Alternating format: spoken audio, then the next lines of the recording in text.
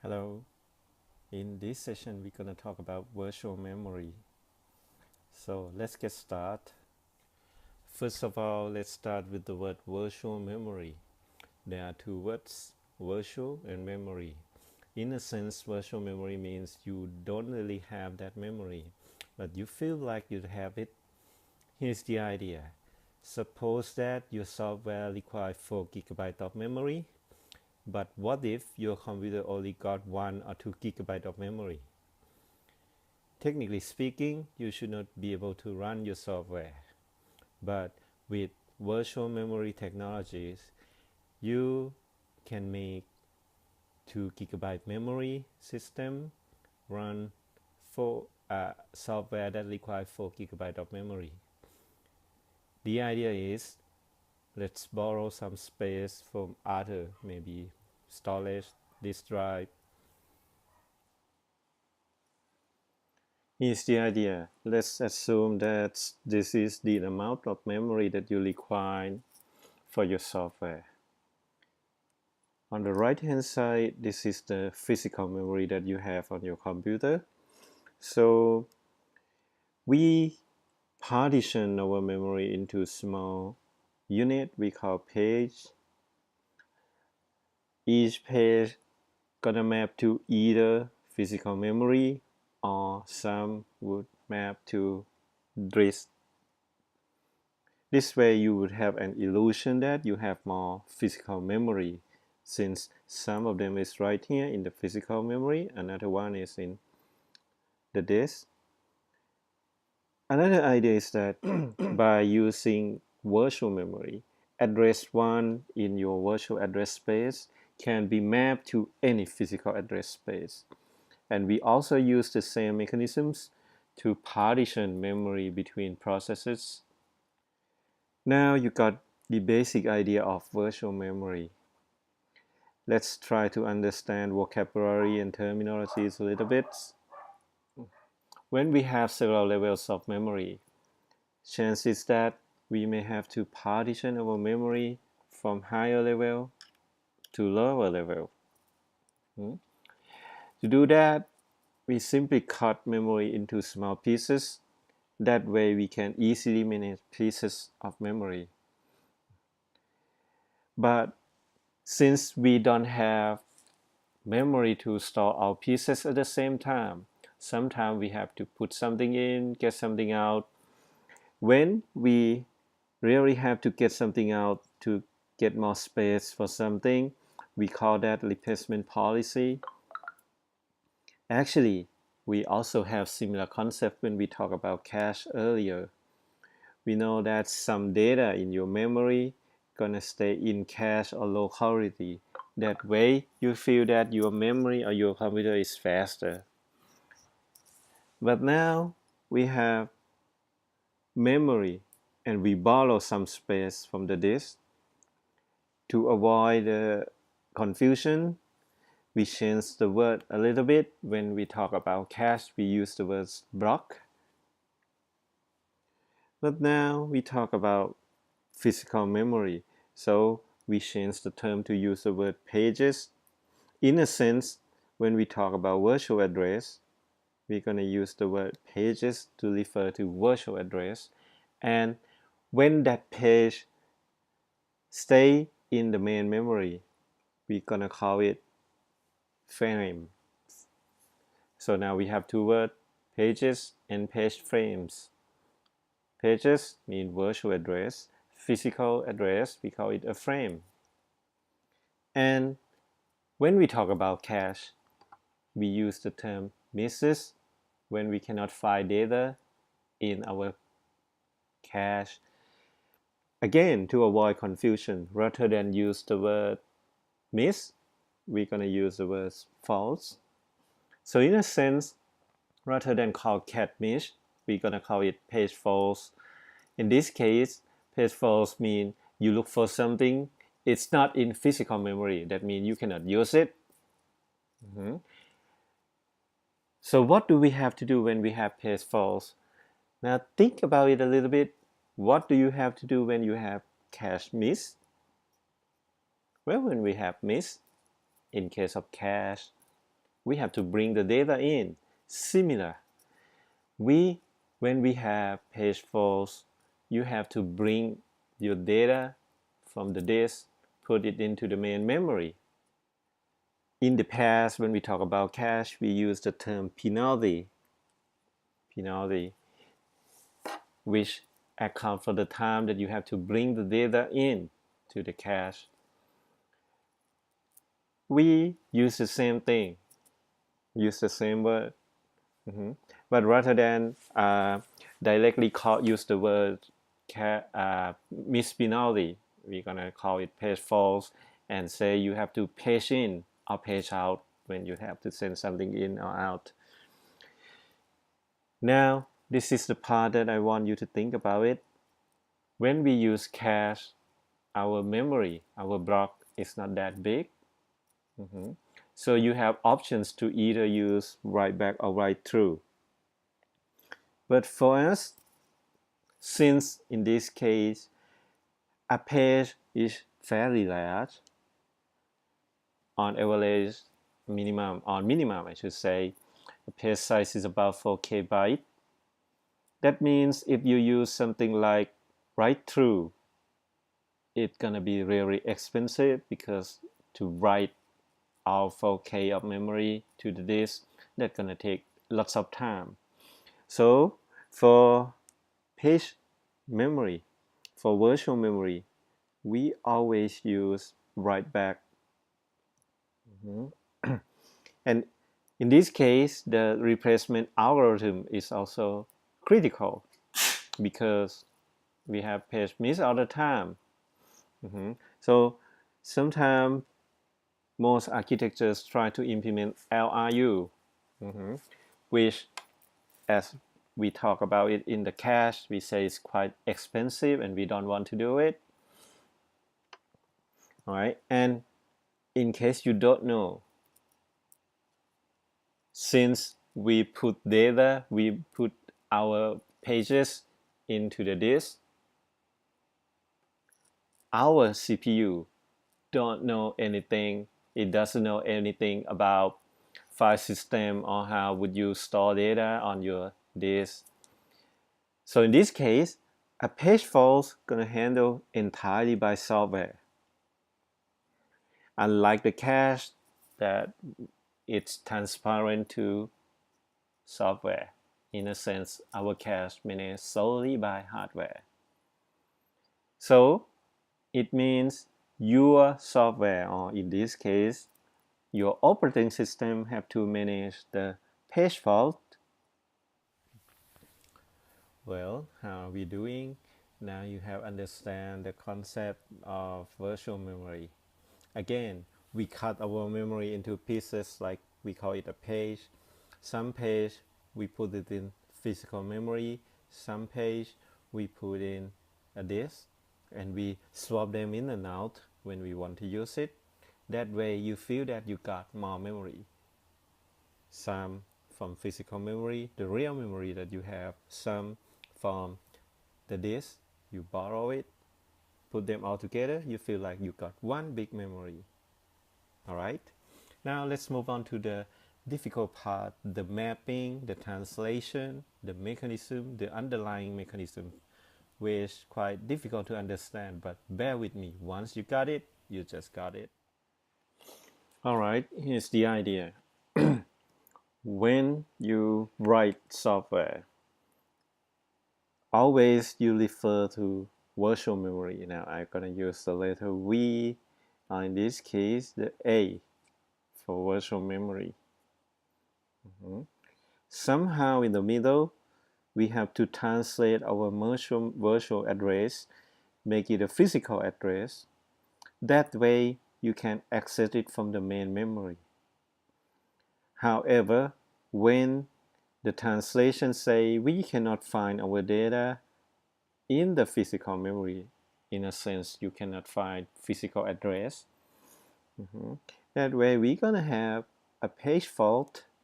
Page fault is gonna ask your operating system to run the page fault handle routine.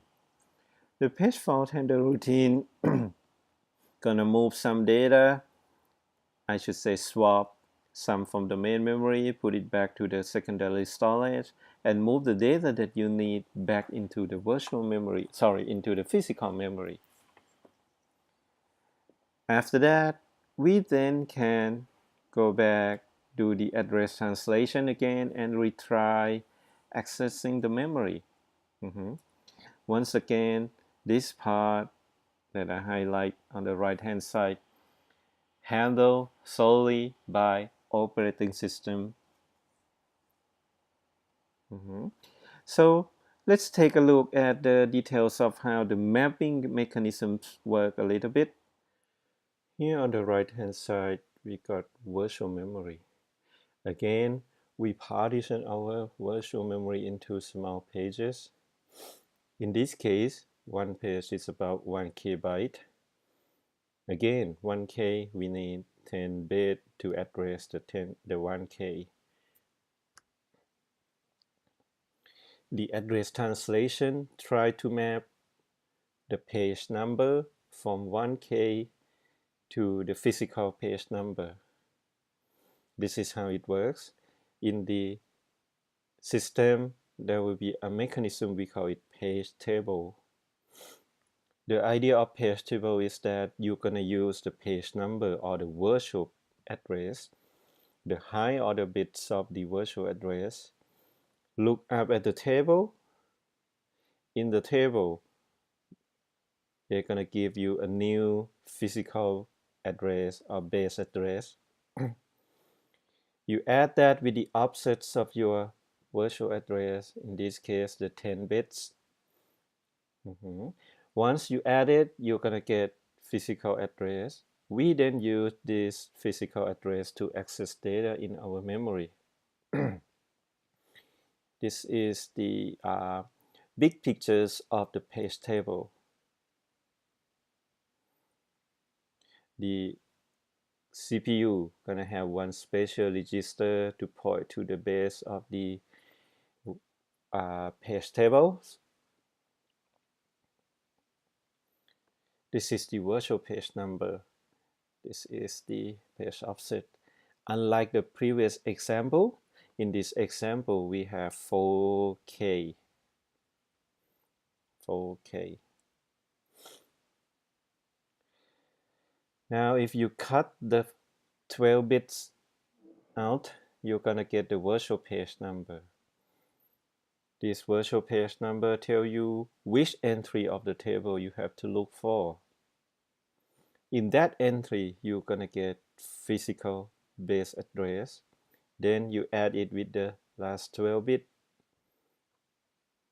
Here, I want to point out that the offsets stay the same. We only change the virtual page number into physical page number. Quick question. How many gigabytes of memory can you use in your software given this virtual address? Well, the answer is 4 gigabytes. Why? Because we got 32 bits for virtual address. And similar questions. What is the size of physical memory that we have in this computer machine? Well, in this case, we got 30 bits. Means we got only 1 gigabyte of main memory. Now we have learned how to translate from virtual address into physical address using the translation table. We then use this physical address to access data in our cache. And similar things when we have cache miss, you're gonna have to go to the main memory, bring the data in. When we have cache hit, you just use that data right away. Here's the tricky part.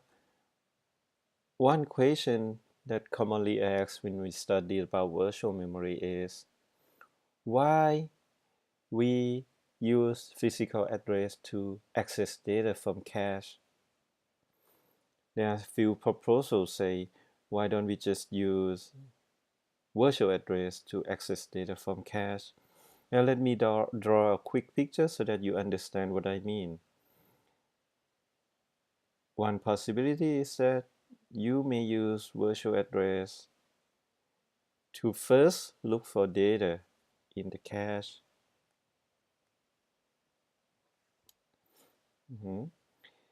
Then later translate address from the cache to physical address.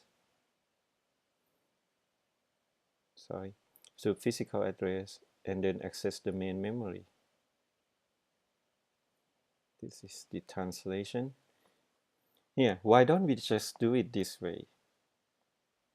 Well, technically speaking, it's possible, but in reality, you can map more than one virtual address to the same physical address.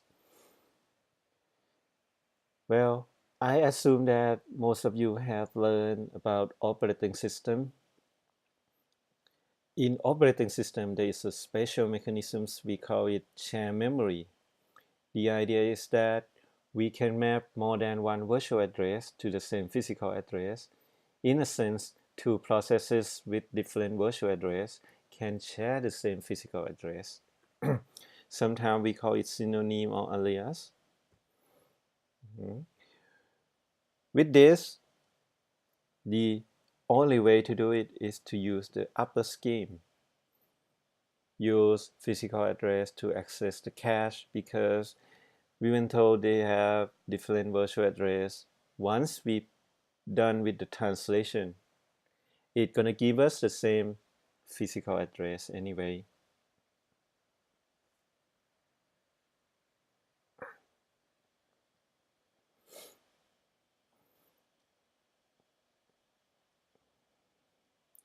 So this way, if they all share the same physical address, the access to cache or the update to the cache gonna be same data, or else we're gonna have same different address with different data. That's we want to make it the same data, which is not the one that we want in this case. Now, before we move along any further, there is one question that I want you to think about. Suppose that we have 4 gigabytes of memory. Means we're gonna need 32 bits. 32 bits for virtual address. If our page is 4K, each page is 4K. The question is, how many entry or how many lines do we need in our translation table?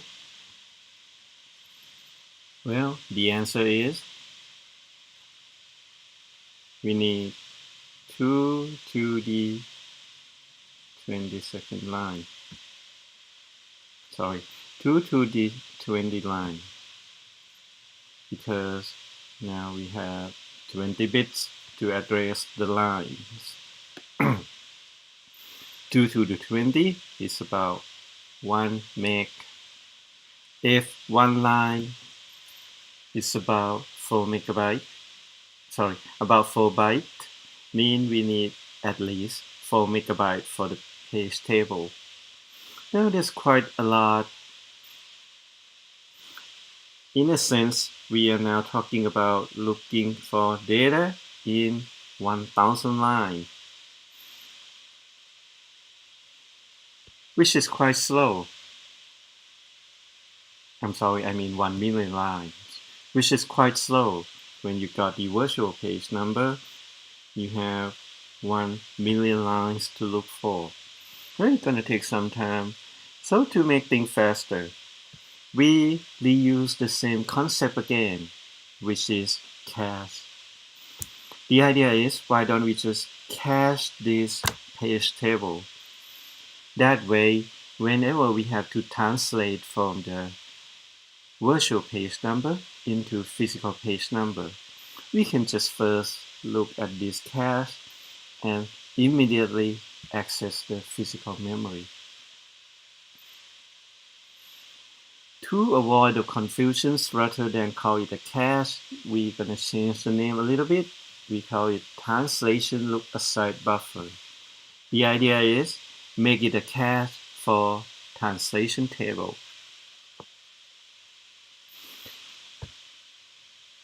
This is the organization inside the translation lookaside buffer.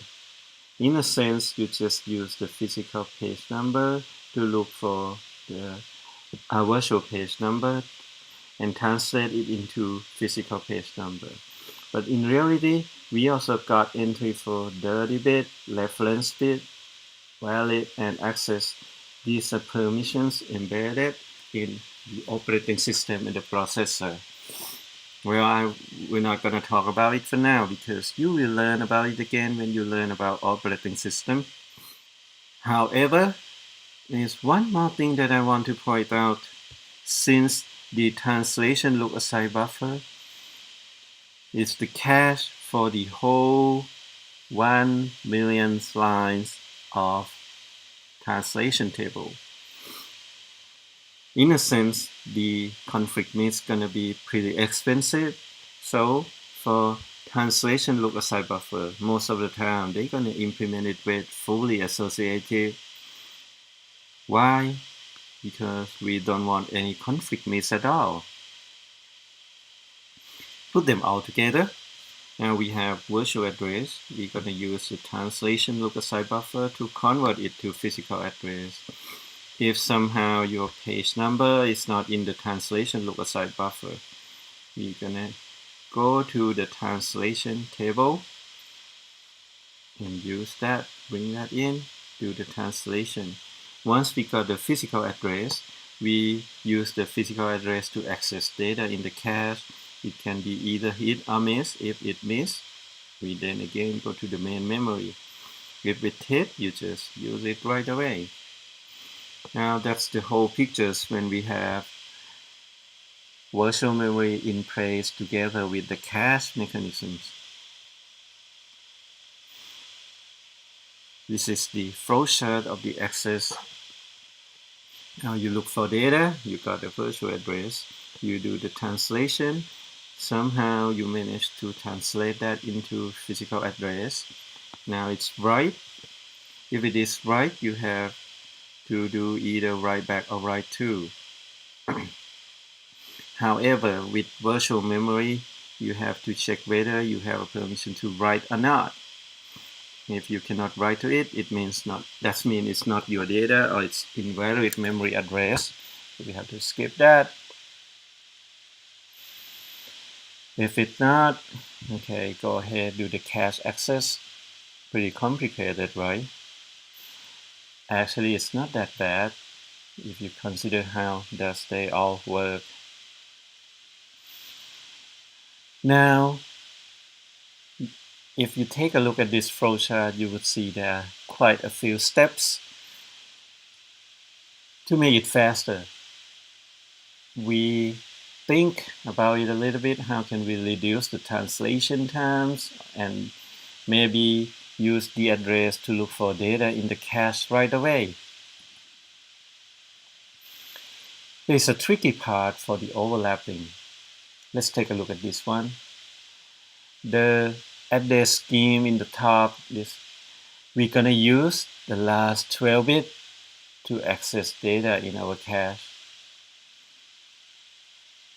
If somehow the translation between virtual address and physical address doesn't change the last 12 bit, means we can use the index from the offset or the displacement in this picture to look for data in the cache right away. By the time we got the physical page number, we can then use it to validate the tag part. This way, the operation here and here can be done at the same time in parallel. Once done, we can just do the comparison after that. We call this technique overlap access. But the limitation is that you must have to make sure that the translation would not change any index bit here. What does it mean? It means that if somehow you increase the cache size and you means you have to increase the index bit. You might get into trouble, means you cannot do the overlap access. So to avoid that, there are a few solutions. One idea is that rather than just increase the cache and increase the index bit for the larger cache, maybe you can increase the associativity set. Like rather than increase the cache directly, you just make it two-way or four-way.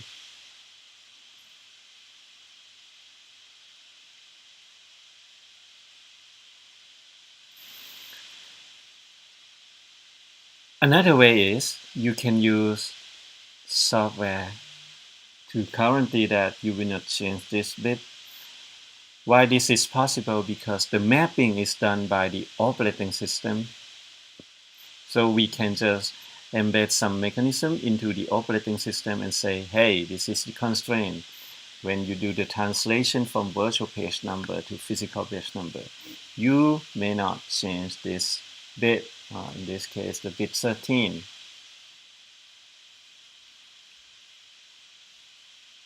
Right? This is one example. When we go from 4K to 8K, make it two ways, or make sure that the translation in software would not change the bit 13. Alright, now that you have learned about the concept of virtual memory, there are several materials about virtual memory on the internet and everywhere. My recommendation is that you read more about it. Well, then see you in the class, and I'm gonna summarize how the virtual memory working together with the cache to make your computer feel faster and feel more memory. Alright, that's it. See you in the class.